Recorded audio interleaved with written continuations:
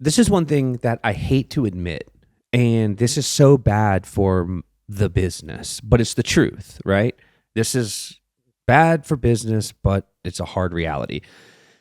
We were at you didn't get to go, the pit bike track, and you've already heard this. I'm just telling, This is for the people, okay? This is for the people. And we didn't record any of this. Like, I'm just telling you what happened because it was a tragedy.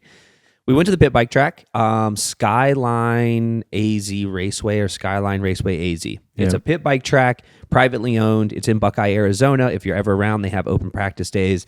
It is such a cool little track. They have like a weird farm behind their house.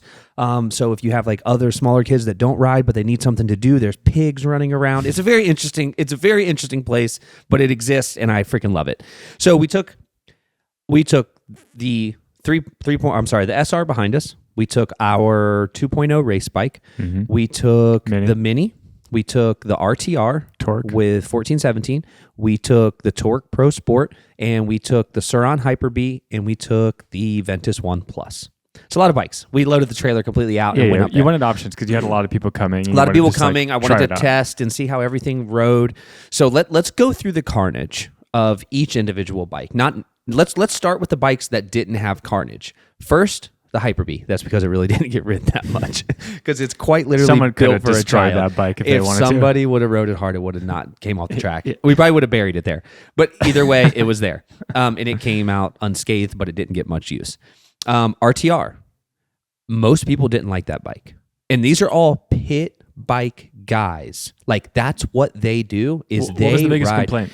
They just didn't feel like they didn't like the power. They didn't feel it had enough low end. Like it just wasn't really giving them the pop out of the corners that they needed to clear the big doubles. So it got ridden by two different like really serious pit bike guys. Bucky, Cohen's trainer, he was there. He rode the heck out of it. Yeah. And nobody was impressed by it. It was like boring to most people. Now I can see that. Yeah, I think it's a cool bike, but I think it's also... But it made it out unscathed. So it does get a point in that category. That's okay. Good. So then that's where the unscathed pretty much stops.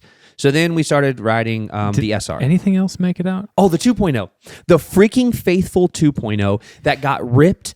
That bike got rode by more people, did more laps than any other bike out there. Yeah. Stock powertrain. Yes, it's got the EXT MX kit. No flats, no bends. No flats, no bends. Didn't even have rim locks. No rim locks. Well, it doesn't really have enough power for rim locks, you would think. I mean, the Mini doesn't either, but it's tire spun. Yeah. So the 2.0, completely perfect. No issues. Nothing. Now, granted, we do have, I think we also have the custom race swing arm on it with a chain guide. The swing arm's not flexing. Good point. There are a few more mods that I forgot about. Me too. Yeah. But you still, forget the swing arm thing because it's actually like the E-Ride thing. Branded one. Yeah. Yeah. So it's the E-Ride race swing arm that they sent us, and that bike had no problems. So then we'll go into the SR. SR actually did really good. This is like the custom showpiece. Like, I love this bike so much. But what I've learned is that like I can't actually ride it anywhere. Like, which kind of sucks unless I ride in the street, and I don't ever ride in the street. Not fun on the track? Yeah, it was until somebody got on it with boots on and like rubbed my powder coat off. What'd you expect, bro? I died. Retrospect, right? Like I'm like going back through this stuff. But anyways, nothing major here. We did not have a rim lock on the rear tire. I spun the rear tire off. And now we do. So not the end of the world there on the E-Ride side. Like you got a pretty powerful bike. We weren't riding in the top power mode, but we were definitely up in the 18, 19 kilowatt range in Mode 3. It's on a Ventus powertrain too. Yeah, it's on a Ventus powertrain. So it definitely, it got some use. And it did a lot of laps. So that was the only thing from the E-Ride side that broke. And then we go into the Ventus 1 Plus, Cohen's bike. Not totally true, the Mini. Oh, the Mini. Yeah, the Mini. The Mini didn't. It didn't fare so well. The shock's a pogo stick. The oil is gone. So the shock came completely unthreaded. All the oil leaked out. Yeah. Now, granted, we have the guy. You can literally bounce like a basketball. Literally, the only thing in there is the spring. It's like dong, dong, dong, it's dong. like a light up bike. Yeah. I was like bouncing it. So that happened on the Mini. But the guys were riding it hard. They were hitting big jumps. They were doing no-handers. And they like that bike more than the RTR. They loved that bike. Yeah, I have it's sick. 3 guys that want a Mini from that just going out there. Because that's the electric pit bike. Yeah, it's the electric pit bike. It was the best. Everyone loved it. How are the bars? Like we did the bars and pegs like as wide open as possible. I think I want to come down on the bars. I want to take that just 20 take millimeters. The riser out? Yeah, I don't think it needs the riser. I'll actually do that today. Okay. Just take the riser down because it's almost too much. It has the tall bars, by the way. Yeah, and it has the 3-inch Warp 9 rise bars. Those videos all exist on our YouTube channel, so if you want to look at them, feel free. So the shock completely blown out of the Mini. Kind of expected. It was getting jumped really hard. The Ventus One Plus, same exact issue though. The shock. So that had wear before, but that seems like that's a known issue for the V1 Pluses. At least we've had a few bikes that with that shock. It's basically it looks like the spring is rubbing on the body. Yep. Like when the spring compresses, it almost like folds turns in a on little itself. bit. Yeah. Yeah. I'm curious. Anyone else who's had that issue? Yeah, leave that in the comments. That below because we're really curious because we've seen a few bikes do it and it's kind of like, okay, there's something wrong with that. Yeah, it's something I don't know what it is. Like I'm not sure, but yeah, it's causing that problem. So again, same exact thing that happened on the Mini. So my question to you is, this is like more of a technical question. I don't know if you know. Mm-hmm. Obviously, when you're going up the jump face, you're compressed and you're in the air. You're slacked out, and then you land. So that decompression, do you think that decompression is what's pulling on the threads of that shock and unthreading it? The spring is technically like pushing it open. Yeah. But it should have like the ability to stop itself. Right. I don't know. I mean, I told you, do you remember what I told you when you told me all this stuff? What? I was like, newsflash, these are bikes from China. You know? Well, and that's what I'm getting to, right? So I don't know what the problem is or why it happened, but it happened on 2 bikes.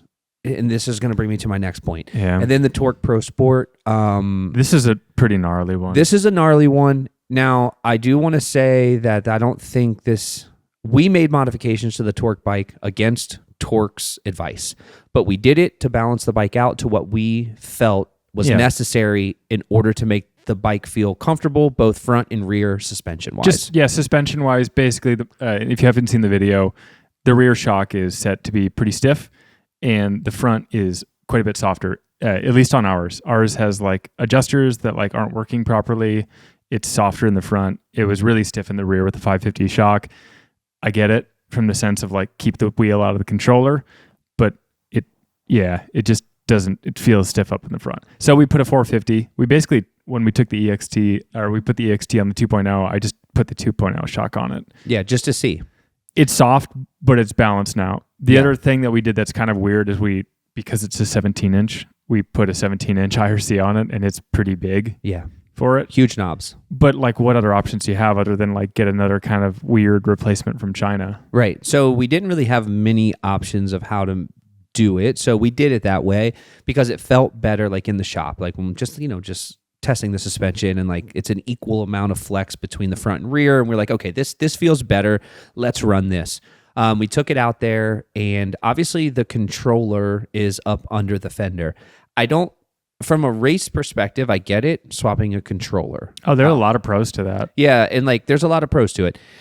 The downside is the reason there's a 550 shock in the rear is to keep the back tire from hitting the rear fender because that's where your controller is. So that's a huge concession that was made that unbalances the bike or makes the bike feel unbalanced. And think about it like Ultra B, because that's what I know, and my fenders have rubber under the bottom of them from bottoming out. Yeah.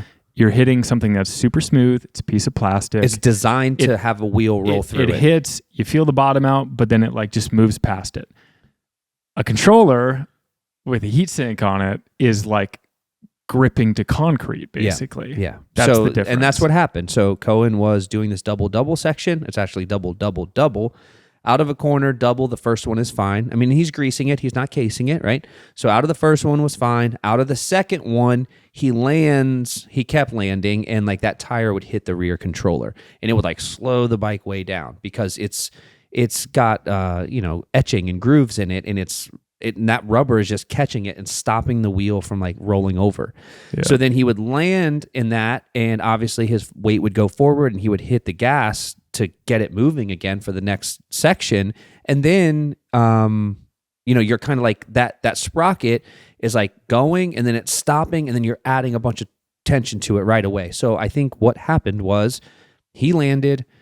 It got stuck up in the fender where the controller is, kind of got unsettled on the sprocket. He hit the gas really hard, came off the front sprocket, but he had enough momentum into the last double, but everything Jammed. locked up. So then he's nosediving, and he just lands in an endo.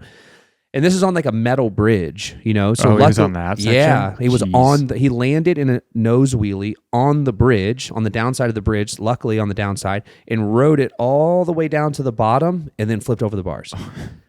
And he's all banged up and scratched up. And things happen, and we're not upset with torque because we made changes to the bike that we thought were necessary. And but also that's all possible. It's all possible no matter what. Yeah. So that chain came off the front sprocket, long story short. And that was a long. Yeah. And it probably, because it's a gear reduction, that probably would have been a belt breaker kind of situation. Oh yeah. But because you have that safety, you know what I mean? I'm not advocating for belts in this circumstance. No. But it probably on the SR in the same kind of situation probably would have just broken the belt. Yep. And then it would have kind of been a point of failure that would have sucked to fix, but it wouldn't have caused the other problem. But we still would have been bitching about the fact that the belt broke. For sure. Because we wouldn't have thought about an endless thing. Yeah. So that obviously that happened. We were able to get everything back seated on the sprocket. Is that end of the day kind of stuff? That was right at the end of the day. Yeah.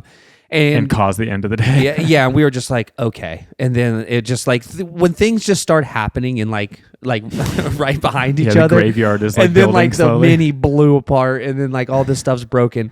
The point to all of that big long story is back to your point about Chinese.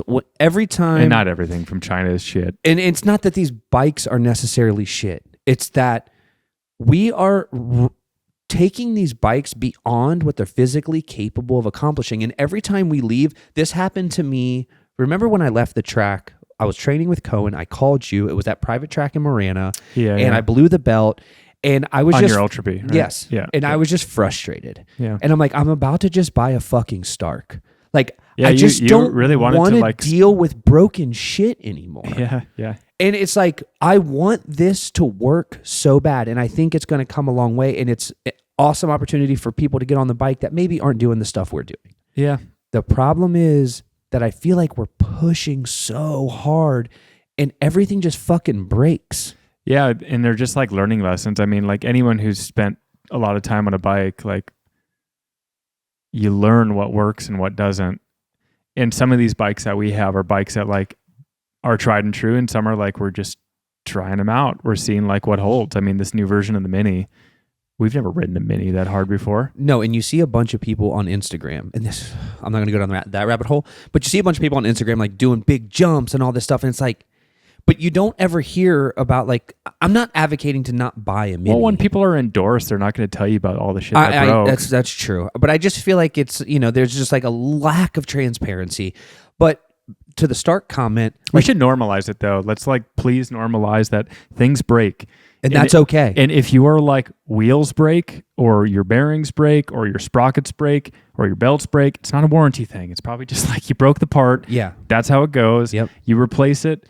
And you keep moving. And you move on, and you learn how to do that shit yourself. Yeah, for sure. Yeah, sorry. Don't get Nate going on the warranty stuff. I'm happy to do warranty on stuff that makes sense, but there are too many things where people are submitting warranties for things that it's just a wear part. Yeah. It's if you wear your tires out, does that make sense to file a warranty on it? No. It just, things happen. If you run over a nail and pop your tire, it's not anyone else's fault. No. And it's probably not yours either. It just happens. So that's anyway. That's been Nate's week. It's not that bad. I'm just saying that I think a lot of people, we just need to normalize that these bikes are not indestructible. No dirt bike is. Yes, Honda bikes are probably going to hold up a lot better than an E-Ride bike. Even though E-Ride's a superior E-Moto brand, there are bikes that have been out for 60 years and they've learned a lot of lessons. And also, if you buy a CRF 110 or whatever, you don't expect it to do everything. Right. And if you do, you're crazy.